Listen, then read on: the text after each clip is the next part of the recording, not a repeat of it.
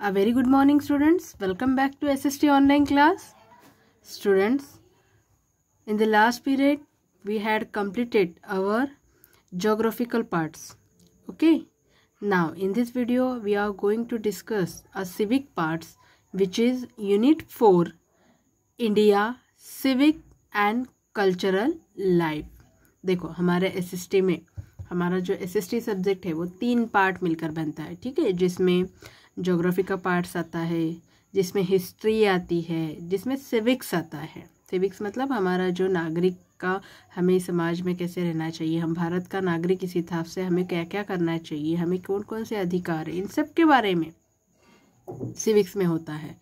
Okay, सो हमने geographical part complete किया है। अब हमारी जल्द ही फर्स्ट सेमेस्टर एग्ज़ाम आ रही है, तो हमें उस फर्स्ट सेमेस्टर एग्ज़ाम में सिविक्स का भी लेसन आने वाला है, ठीक है। इसलिए हम आज सिविक डिपार्टमेंट का लेसन ले रहे हैं, which is lesson number 15, our rights and duties.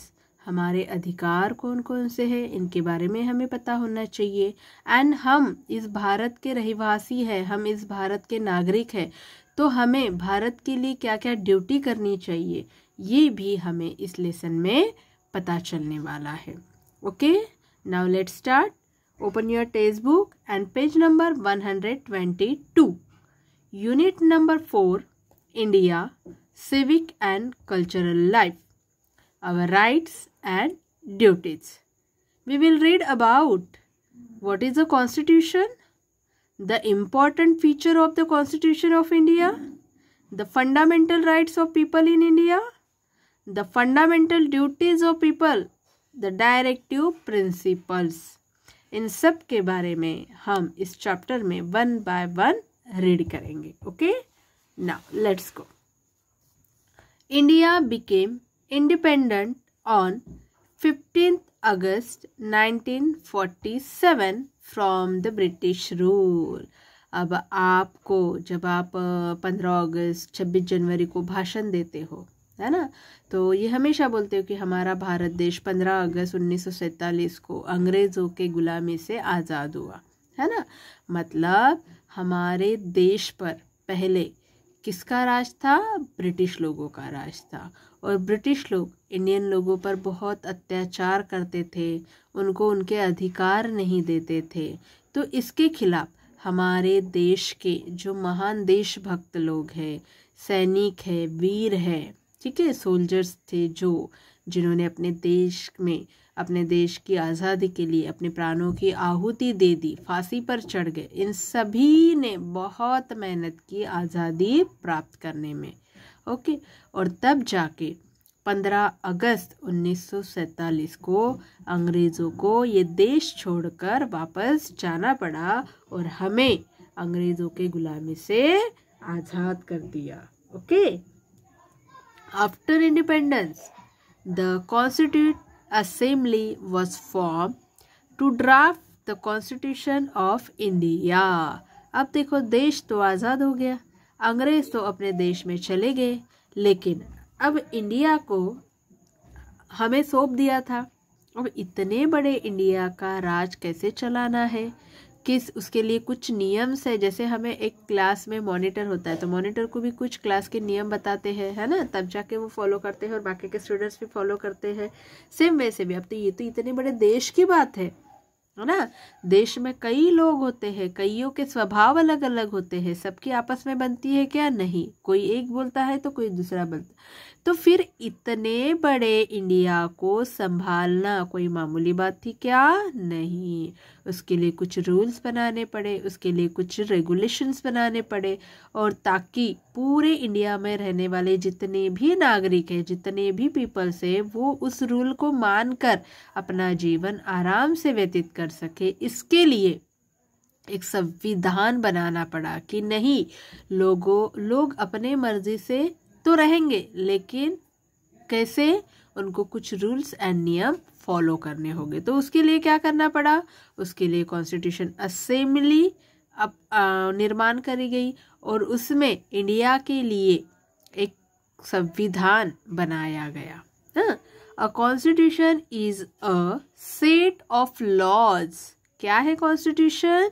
A constitution is a set of laws, law जिसमें अनेक कायदे होते हैं, नियम्स होते हैं, वो उसका एक सेट है, उसकी एक किताब है। According to which a country is govern, जिस कंट्री में जिसका शासन है, शासन कैसे करना है ना। इतना बड़ा देश है, अब तक तो अंग्रेज संभालते आते थे, अब हमें इस देश की रक्षा करनी है, अब हमें इस देश को नियम और अधिकार और ड्यूटीज में आगे लेके जाना है, सब क्षेत्र में उसकी तरक्की करनी है, तो उसके लिए हमें कुछ नियम्स फॉलो करने होंगे। तो उन सभी कायदे में रहकर कोई कैसे भी अपनी मर्जी से व्यवहार करेगा ताकि इंडिया को नुकसान हो, नहीं।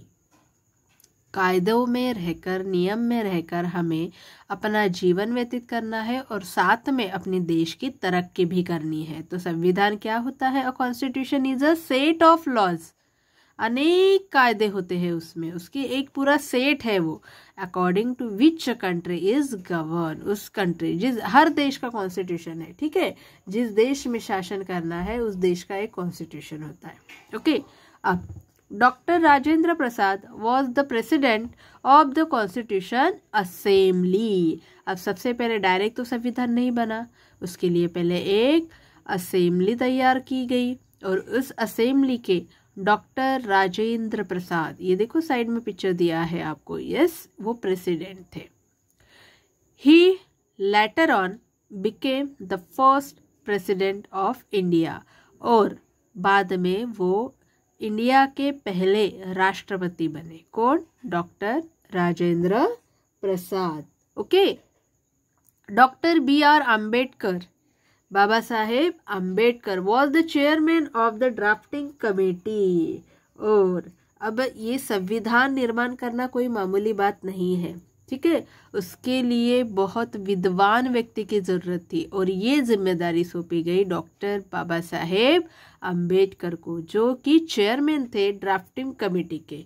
He was the main architect of the constitution of India, और हमारे संविधान के जो मेन रचनाकार है वो कौन है? डॉक्टर बाबा साहेब अम्बेडकर। उन्होंने ये संविधान निर्माण किया भारत के लिए।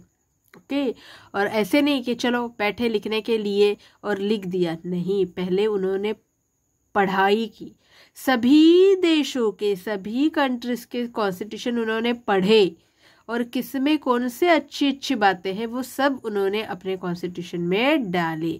इसके लिए निर्माण करना ये कोई मामूली बात नहीं थी, वो मेन आर्किटेक्ट थे, उन्होंने मेन रचना की संविधान की। और the constitution of India came into effect on 26 जनवरी 1950, और कई दिन लगे इस संविधान को बनाने के लिए और आखिरकार ये संविधान अमल में कब लाया गया? ये संविधान अमल में लाया गया 26 जनवरी 1950 को। ओके, ये देखो, ये दोनों पिक्चर्स आपको अच्छे से आइडेंटिफाई करने हैं। ओके, एग्जाम में आते हैं। According to the constitution of India, our country is a sovereign, socialist, secular and democratic republic। संविधान के अनुसार हमारी कंट्री कैसी है? हमारी कंट्री प्रभुत्व संपन्न है, समाजवादी है, धर्मनिरपेक्ष हमारी कंट्री है एंड प्रजातंत्र, प्रजा के हाथ में इस कंट्री का शासन व्यवहार है। ओके, तो इस प्रकार हमारी कंट्री है, इस प्रकार हमारा संविधान रचा गया है। अब ये जो पॉइंट्स है, हाँ, ये ध्यान से समझना में। सॉवरेन, इसका मतलब प्रभुत्व संपन्न, हम खुद इस देश के मालिक हैं, हमारे ऊपर जैसे ब्रिटिश लोगों ने अधिकार जताया था, है ना, अब नहीं कोई जताएगा, अब हम खुद अपने देश के मालिक हैं। तो it means our country is free to take a decision regarding all the matters of our country।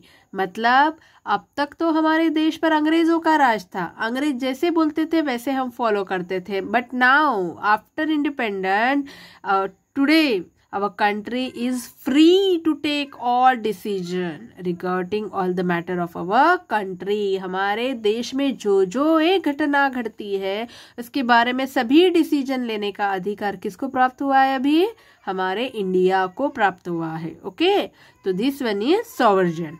Now the next point is socialist, Samajwadi है हमारा देश। कैसे?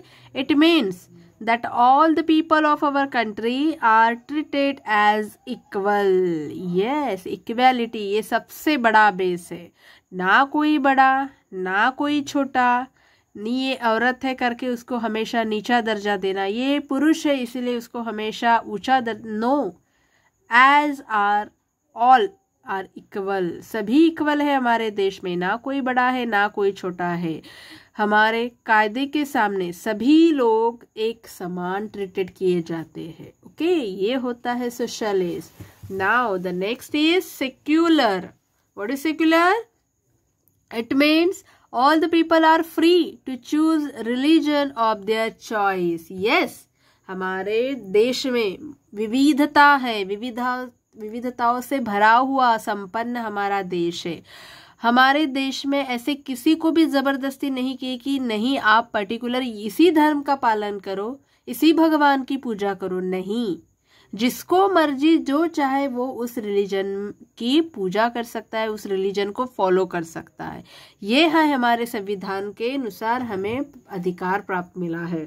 नाउ नेक्स्ट, डेमोक्रेटिक, प्रजातंत्रक है हमारा देश। It means the government is elected by the people of the country.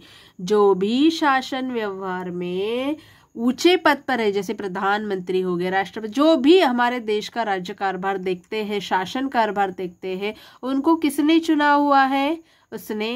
उसे हमारे देश के लोगों ने, नागरिकों ने उन्हें चुनकर दिया कि जाओ आप हमारे देश का कारभार संभालो, आप में वो एबिलिटी है। ये हम ही लोगों ने उनको चुन के दिया है। ओके, इलेक्शन द्वारा, वोटिंग द्वारा हमें उनको चुन के देते हैं और वो आगे जाकर हमारे देश का शासन व्यवहार देखते हैं। तो ये होता है डेमोक्रेटिक। ना कोई राजा है यहाँ पे कि नहीं आप मेरी बात मानो, नो, कोई हुक्मशाह नहीं है यहाँ पे, हमने चुन के दिया है। अब हमारे प्रतिनिधित्व वही इस देश का कारभार देख रहे हैं। Okay, and the next point is Republic, गणतंत्र है हमारा देश। It means that the head of the state is an elected person, not a king nor a queen. ना कोई राजा है ना कोई रानी है इस देश का, इस स्टेट का। हमारे देश में टोटल 28 स्टेट है, तो हर स्टेट का जो हेड होता है, मतलब प्रमुख होता है, उन्हें हमने चुन कर दिया है। कोई राजा नहीं कि चलो आप हमारी बात मानो, आप, मैं राजा हूँ इस स्टेट का, तो आपको मेरी ही बातें फॉलो करनी। नो, उनको हमने चुन के दिया है। ये होता है Republic. The Constitution of India has given all the citizens some fundamental rights and fundamental duties. संविधान ने हमें और क्या दिया है? क्या है हमारे संविधान में? तो संविधान ने हमें फंडामेंटल राइट्स दिए, मूलभूत अधिकार दिए हैं कि इस समाज में आपको कैसे जीना है, इस दुनिया में आपको कैसे रहना है। ये फंडामेंटल राइट्स आपको दिए हैं, अधिकार दिए हैं, वो आपका अधिकार है, वो आपसे कोई नहीं छीन सकता। एंड फंडामेंटल ड्यूटीज, हाँ अधिकार तो दिए हैं, वो तो आपसे कोई नहीं छीन सकता, बट अधिकार के साथ साथ आपको कुछ ड्यूटी भी सौंपी गई है, वो भी आपको फॉलो करनी है, तभी जाकर हमारा देश आगे प्रगति पथ पर चलेगा। ओके, ऐसा नहीं तो ये मेरा अधिकार है तो मुझे तो ये चाहिए। हाँ, अधिकार के लिए आप झगड़ते हो, अधिकार के लिए आप बोलते हो, बट साथ में आपको अधिकार के साथ साथ ड्यूटी भी करनी है। आपकी कौन सी ड्यूटी है वो आपको समझना है और वो उस ड्यूटी को आपको फॉलो करना है। Okay, it has also given some guideline for the government which are called the directive principles. अब देखो, देश का तो शासन व्यवहार देखना है, कारभार तो चलाना है, उसके लिए कोई अपने मर्जी से नहीं चलाएगा कि मेरे मन में आया तो आप ऐसे फॉलो, नो, उसके लिए भी शासन कैसे हमें चलाना है, इस देश को कैसे आगे लेके, उसके लिए भी कुछ, गवर्नर के लिए भी, जो भी हेड है हमारे देश के, उनके लिए भी कुछ क्या बोलेंगे, रूल्स है, गाइडलाइंस है, जिसे कहते हैं डायरेक्टिव प्रिंसिपल्स। उन्हीं तत्वों के हिसाब से हमारे देश का शासन का व्यवहार चलता है। ओके, अब देखो, आज हम यहीं तक स्टॉप करेंगे, ठीक है।